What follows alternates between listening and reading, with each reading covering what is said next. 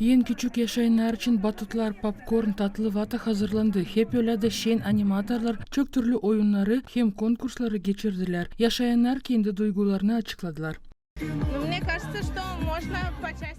Sayarı manitası kvarınca etme böyle yortuları uşaklara ani çünkü hepsinde yok olaylı gitme valkanişe da geçirme vakıda uşaklarının. İkisi ani uşaklar türlü yaşta burada oynarlar.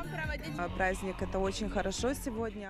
Elbette yurtu pekisle, sağ olsunlar hani hepsi parasız uşaklar burada aileyle dinlenirler. Niçin açan 50 lei 10 minut için verirsin o pek pahalı, sağ olun.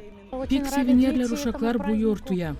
Hepsi oyunlar, tatlılıklar parasızdı. Bu pek önemli nişanadı yaşayanlar. Dış İlişkileri Bakanlığı'nın başın yardımcısı Yuri Kuznetsov vurguladı hani böyle yurtları pek önemli geçirme.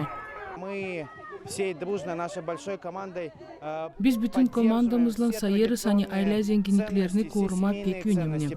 Böyle yortular dil sadece birleştirirler aileleri ama yaşayanların arasında da bağlantıları tayi yaparlar, dedi Küyünasat'ın başı Anna Mınzat.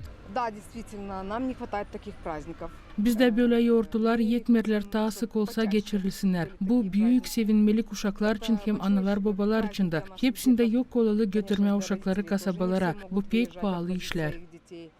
Hepsi bu olaylar hem yortular geçirilenirler ki uşaklar sevinsinler, gülsünler, dedi aktivist Mikhail Vlah. Gerginlenirim, açan görerim yavrular böyle sevinirler, barışırlar.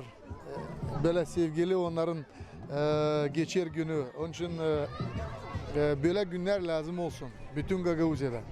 Moldova'da Halklar Arası Aile Günü'nü May ayın 15'inde çekettiler nişanlama 2010 yıldan beri.